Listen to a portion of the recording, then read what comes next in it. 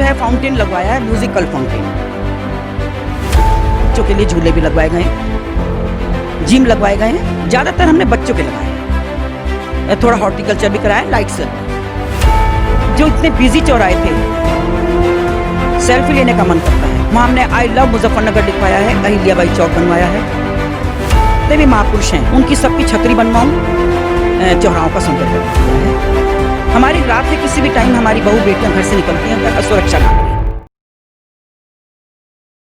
खोजी न्यूज में आज व्यक्ति विशेष में हमारे साथ हैं मुजफ्फरनगर शहर की नगर पालिका के चेयरमैन अंजू अग्रवाल।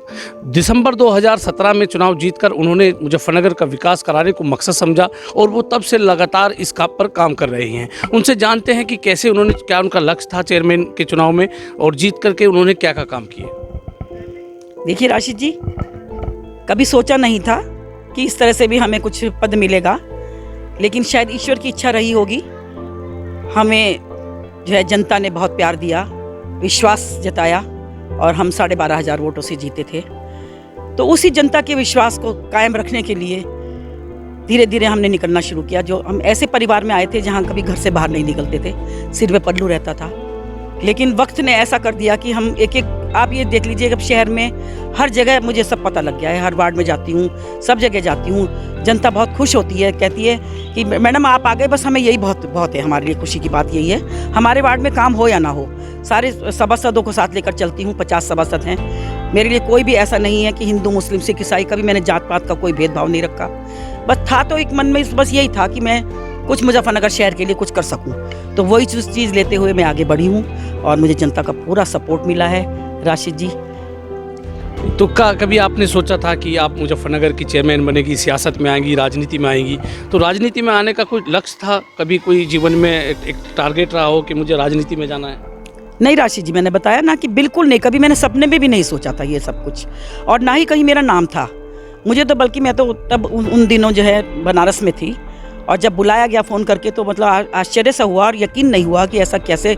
और ये कहा गया कि तुरंत आ जाइए क्योंकि सुबह पर्चा भरना है। और आप ये देखिए कि ईश्वर की शायद इच्छा रही होगी कि जिस टाइम हम एयरपोर्ट पे पहुंचे तो लास्ट फ्लाइट थी, उसमें सिर्फ 2 टिकट मेरे और मेरे हस्बैंड के लिए, जैसे भगवान ने सेफ रखा हुआ हो। अगर हमें वो फ्लाइट नहीं मिलती तो हम किसी तरीके से भी हम यहाँ नहीं पहुँच सकते थे, तो फिर वो पर्चा भरने का भी सवाल नहीं पैदा होता है। रात के 2 बजे मैं यहाँ पहुँची और सुबह मैं पर्चा भरने चली गई। तो आप राजनीति में आई, सियासत में आपने शुरुआत की है, तो क्या आपको कौन सा ऐसा काम है कि आपको लगा कि मैं राजनीति में आई हूँ, मैं सियासत में आई हूँ, तो मेरा एक बहुत अच्छा फैसला था, ये एक अच्छा डिसीजन था? देखिए, ये मैंने कुछ नहीं सोचा था, क्योंकि एकदम इत्तेफाक से ऐसा हुआ।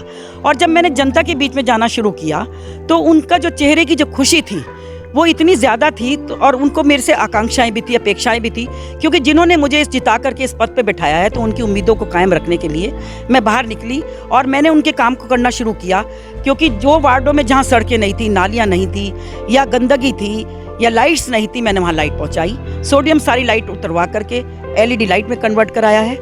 तो इससे जो है मतलब जनता के को बहुत ज़्यादा मुझे सपोर्ट मिला और जनता बहुत खुश नज़र आई, तो इसने मेरा जो है साहस दुगना होता चला। इस 3 साल के इस चेयरमैन के कार्यकाल में कोई ऐसा काम, कोई ऐसा वर्क जो आपको लगता हो कि मैंने राजनीति में आके अच्छा किया, मेरे हाथ से ये काम हुआ? देखिए राशिद जी, सबसे पहली बात तो मैं ये कहना चाहूँगी कि राजनीति नहीं, मैंने हमेशा अपने आप को समाज सेविका के रूप में समझा, जाना, और वही मैं करती चली आ रही हूँ।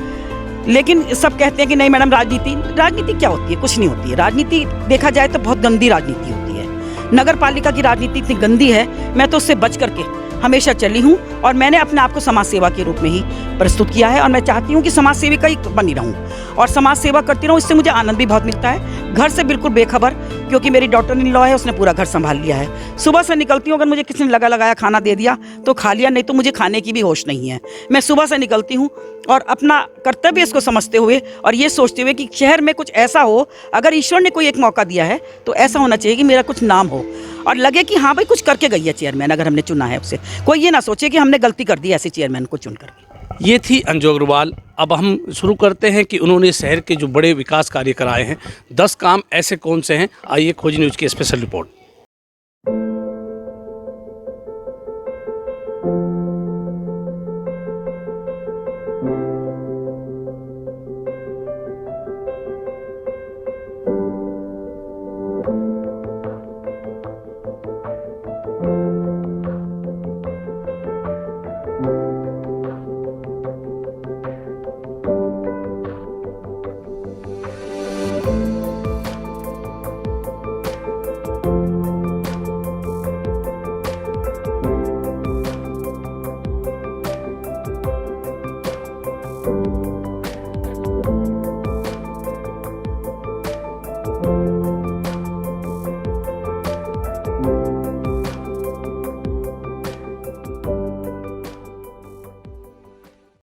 मुजफ्फरनगर में नगर पालिका चेयरमैन अंजू अग्रवाल ने पार्कों का सौंदर्यीकरण कराया है, उनका खूबसूरती बढ़ाई है। आइए जानते हैं उनसे किस तरीके का उन्होंने तैयार किया, किस तरीके की खूबसूरती बढ़ाई है, कितने पार्कों को तैयार किया गया है। मैडम बताइए कि किस तरीके का पार्क आपने तैयार कराए हैं मुजफ्फरनगर के अंदर। देखिए, यहाँ सबसे पहले तो 2 पार्क थे, एक गांधी पार्क और एक नेहरू पार्क।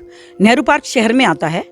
अमृत योजना से इसके लिए 4 साल पहले 1 करोड़ 6 लाख पास हुए थे। हर बार टेंडर होते थे, कोई टेंडर नहीं लेता था। हमने इसकी डीपीआर ठीक से तैयार कराई और इसमें बहुत ज़्यादा अप्रोच करी किस तरह से कि बन जाए, तो ये हमारा स्वीकृत हुआ। स्वीकृत होने के बाद जब हमने इसमें काम शुरू कराया तो मैंने जो है बाहर के लोगों को बुलवाया, क्योंकि दिमाग में 24 घंटे यही रहता था कि कुछ अच्छा सा बन जाए। अगर 1 करोड़ 6 लाख है वो वेस्टेज ना जाए। यहाँ ज़्यादातर क्या है कि पक्का बना दिया, बड़ी बड़ी लाइटें लगा दी। बड़ी बड़ी लाइटें लगाने से क्या होता है कि चिड़िया भाग जाती हैं। तो दिमाग में ये आया कि मैं एक तो बड़ी बड़ी लाइटें नहीं लगाऊंगी और जो है कच्चा ज़्यादा रखेंगे, हॉर्टिकल्चर ज़्यादा करेंगे। तो उसको करके हमने डीपीआर तैयार कराई। तो हमने जो है फाउंटेन लगवाया है, म्यूजिकल फाउंटेन। वो म्यूजिक की तर्ज पर जब चलता है तो इतना खूबसूरत लगता है कि वहाँ की जनता भी ये कहती है, क्योंकि हार्ट ऑफ द सिटी है जो हमारा नेहरू पार्क है, सब उसमें कंपनी गार्डन के नाम से मशहूर है। पूरी शहर की जनता, गांव की, आसपास के सभी लोग आते हैं वहाँ पर, हिंदू हो मुस्लिम हो, सभी लोग वॉक करने के लिए आते हैं। तो कहने लगे कि मैडम ये तो आपने बहुत ही सुंदर बना दिया है। उसमें थोड़े से बच्चों के लिए झूले भी लगवाए गए हैं, जिम लगवाए गए हैं। अभी रह गया है काम, क्योंकि अभी पैसा ऊपर से नहीं आया है। मैडम आप बताएं, हम आप मुजफ्फरनगर के अंदर कितने पार्क बनाए गए हैं, कितने पार्कों में किस तरीके की व्यवस्था है? जिम है तो जिम में मतलब किस तरीके के लोग आ सकते हैं? बच्चों के लिए जिम बनाए गए हैं, झूले बच्चों के लिए है, कितने झूलों का इंतजाम होगा? और जो पार्क बने हैं उसमें कितने लोग आ जा सकते हैं? नेहरू पार्क हुआ है, दूसरा पार्क के बारे में आप बता रहे थे, उसके बारे में बताएं। एक हमने गांधी पार्क बनाया है, गांधी कॉलोनी में वो पार्क है, वो भी बहुत खूबसूरत, वो पूरा तैयार हो गया है। उसमें भी हमने फाउंटेन लगवाया है और उसमें जो है हमने जिम लगाए हैं। ज़्यादातर हमने बच्चों के लगाए हैं, बड़ों के उसमें नहीं लगाए हैं, क्योंकि वहाँ पर ये डिमांड थी कि यहाँ पर बच्चे बहुत आते हैं, पार्क है, तो उसमें हमने बच्चों के लिए बनवाया है। और क्या कहते हैं, थोड़ा हॉर्टिकल्चर भी कराया है, लाइट्स लगवाई हैं। लाइट्स भी हमने बड़ी वाली नहीं लगाई हैं, छोटी लाइट, जिससे जो है नीचे से सुंदर सा लगे, फोकस आए लाइट का। उसमें हमारे जिम रह गए हैं, क्योंकि उसमें हम एक पाथवे बनाएंगे। उसमें जो है जैसे घुटनों में और कमर में दर्द रहता है, तो उसमें एक हम कच्चा टाइप का लेंगे, उसे जॉगिंग ट्रैक कहते हैं। जॉगिंग ट्रैक बनाएंगे, उससे जो है कमर की और ये घुटनों की शिकायत नहीं होगी और सब लोग वॉक करेंगे तो अच्छा लगेगा। अब हम जानेंगे नगर पालिका के चौराहे, उनका चौराहों का सौंदर्यीकरण कैसे हुआ है, उनकी खूबसूरती कैसे बढ़ी है? चौराहे जो हैं वो हमने, जो इतने बिजी चौराहे थे, निष्प्रयोजित जमीन वहाँ पड़ी हुई थी, BSNL के तार लगे हुए थे, उनको सबको हटवा करके इतना सौंदर्यीकरण कराया है कि जो भी देखता है वो इधर से निकलता है वो कहता है सेल्फी लेने का मन करता है। वहाँ हमने आई लव मुजफ्फरनगर लिखवाया है, अहिल्याबाई चौक बनवाया है। लाला लाजपत राय इतना बिजी चौराहा था, उसको हमने बहुत सुंदर खूबसूरत बनवाया, क्योंकि वहाँ लाला लाजपत राय जी की मूर्ति थी, उसके ऊपर हमने जो है पूरा सौंदर्यीकरण कराकर माल्यार्पण करने के लिए रेलिंग लगाकर जीना लगवाया है। तो मेरा तो मकसद ये है कि जितने भी महापुरुष हैं उनकी सबकी छतरी बनवाऊँ और उनका सबका सौंदर्यीकरण, साथ हमने जो है चौराहों का सौंदर्यीकरण किया है। और वो भी सब बहुत ही तारीफ करते हैं, सभी कहते हैं कि मैडम पूरा शहर ही ऐसा जगमगाने लगा है, क्योंकि उनमें भी हमने फोकस लाइटें लगवाई हैं, जितने भी चौराहों का सौंदर्यीकरण किया है। इसके बाद हम जानेंगे पानी की व्यवस्था किस तरीके से नगर पालिका क्षेत्र में की गई है। देखिए, पानी की बहुत, एक जल अमूल्य है, जीवन के लिए जल बहुत जरूरी है और जितनी भी मूलभूत सुविधाएं होती हैं उसमें जल बहुत आता है। तो हमारे 66 नलकूप तो पहले ही थे, हमने 11 और लगवाए हैं। इससे पानी की किल्लत बिल्कुल खत्म हो गई है और बिल्कुल ब्लीचिंग युक्त पानी जो है, बिल्कुल साफ सुथरा जल जो है हम देते हैं। काफ़ी नीचे बोरिंग होकर के हम निकलवाते हैं पानी को, और ओवरहेड टैंक जो है हमारे वो भी पूरे भर देते हैं हम रात में, जिससे जो है 24 घंटे ये नहीं कि चल रहे हैं मोटर। और इसके अलावा जो है पाइपलाइन, जहाँ जहाँ पाइपलाइन नहीं थी, लोग बात कहते थे कि मैडम यहाँ पानी की हमें मतलब इतनी परेशानी है कि पानी नहीं आता है नगर पालिका को, तो वहाँ पाइपलाइन बिछवाने का काम भी मैंने किया है, जिससे कि सब जगह पानी पहुँच सके, हमारी नगर पालिका का पानी सबको मिल सके। तो अब जो है पानी की किल्लत बिल्कुल ख़त्म हो गई है। सब लोग कहते हैं कि पानी बहुत 24 घंटे ही आता है। मुजफ्फरनगर शहर में नगर पालिका द्वारा लगाई गई है 15,000 LED, उसको खूबसूरत बनाया गया है। अब जानते हैं किस तरीके से LED लगाई गई है, उसकी जानकारी देने के लिए हमारे साथ है मुजफ्फरनगर नगर पालिका अध्यक्ष अंजू अग्रवाल जी। उनसे जानेंगे हम किस तरीके की LED लगाई गई।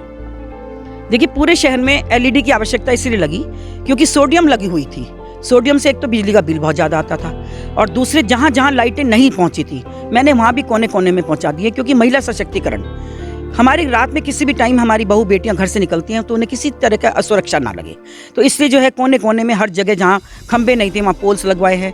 LED में पूरा शहर कन्वर्ट कर दिया है, सारा शहर जगमगा रहा है। इसके अलावा तिरंगा लाइट्स लगवाई हैं 3 पुलों पर, 3 पुलों के ऊपर हमने जो तिरंगा लाइट्स लगाई हैं उससे बहुत ही अच्छा खूबसूरत वो पुल लग रहे हैं। सभी कहते हैं कि मैडम कभी कभी जब हम बाहर निकलते हैं तो हमें ऐसा लगता है कि हम मुजफ्फरनगर नहीं बल्कि कहीं और आ गए हैं। और इसकी वजह से जो हमने पूरा का पूरा डिवाइडर के ऊपर जो पोल लिए हैं वो भी बहुत खूबसूरत लग रहे हैं। कहने का मतलब ये है कि शहर तो मेन तो जगमगा ही रहा है, गलियों मोहल्ले में भी कहीं ऐसा नहीं लगता कि अंधकार का। अब हम जानेंगे आपके नगर पालिका में जो फजूल खर्च होता था उसको किस तरीके से चेयरमैन ने बचाया है, उसकी पूरी जानकारी देने के लिए साथ हैं हमारे चेयरमैन। देखिए ऐसा है कि जब मैंने शपथ ली थी 12 दिसंबर 2017 में, तो अगले दिन ही हमें लखनऊ बुलाया गया था योगी जी ने और मोदी जी ने। उन्होंने ये कहा था आपको इंडिपेंडेंट बनना है, ये नहीं कि आप यहाँ रखें कि पैसा वहाँ से आएगा, हम कुछ नहीं भेजेंगे, आप अपना सेल्फ इंडिपेंडेंट बनिए, किस तरह से आपको अपनी नगर पालिका में लाना है और क्या खर्च करना है। तो मैं उसी समय से लग गई और ये सोचा कि भाई किस तरह से रेवेन्यू को बढ़ाया जाए। तो टैक्स कलेक्शन जो बहुत कम हुआ करता था, पूरा जाकर के टैक्स डिपार्टमेंट पर बैठ करके TSTO को कहा गया कि आप पूरा ढंग से पूरा जो है बिल भेजें, जो नगर नई कॉलोनियाँ बनी हैं उन पर बिल भेजा जाए। और इसके अलावा जो ठेके छोड़े जाते थे वो मतलब ये समझ लीजिए कि सीधे छोड़े जाते थे। मैंने टेंडरिंग के माध्यम से दुगने तिगने पर मैं उन ठेके वो छोड़े गए हैं। जो कभी 16-17 हज़ार का छूटता था वो 80-80 हज़ार का छूटा। लाखों मेरे जो है ठेके छूटे। तो इससे जो है मेरा रेवेन्यू की बचत हुई और जो है काफ़ी पैसा आया, उससे मैं जो है शहर का विकास कर सकी। क्योंकि ऊपर से पैसा नहीं आता था, कितनी बार तो ऐसा होता था कि तनख्वाह के लिए भी पैसा नहीं आता था। तो टैक्स से मैंने जो है कर्मचारी जो बेचारे 24 घंटे लगे रहते हैं उनका कभी ऐसा नहीं हुआ कि जो उनकी तनख्वाह ना दी गई हो, तनख्वाह उनकी समय पे दी गई। और यही कारण था कि सब पूरी जो नगर पालिका के कर्मचारी और अधिकारी थे उन्होंने मेरा पूरा साथ दिया, जिसकी वजह से मैं ये सब कुछ कर पाई। और मैंने टैक्स का पूरा अच्छा इंतजाम किया, ठेके छोड़े गए।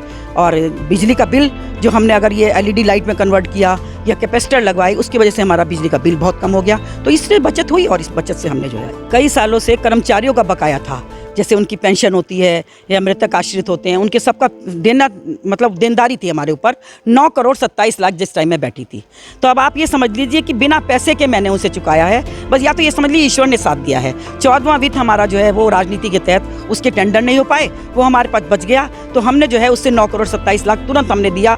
वाह हो गई, सबने कहा कर्मचारियों ने कि जिसके लिए हम फिरा करते थे मैडम, वो आपने एक झटके में ही जो है चुकता कर दिया। बल्कि कई चेयरमैन के फ़ोन आए कि मैडम आपने कैसे इसको किया है।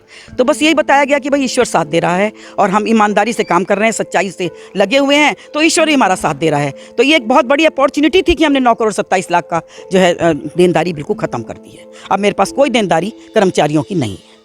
मुजफ्फरनगर के विकास के बारे में हमारे साथ जुड़ी हुई थी नगर पालिका अध्यक्ष अंजू अग्रवाल।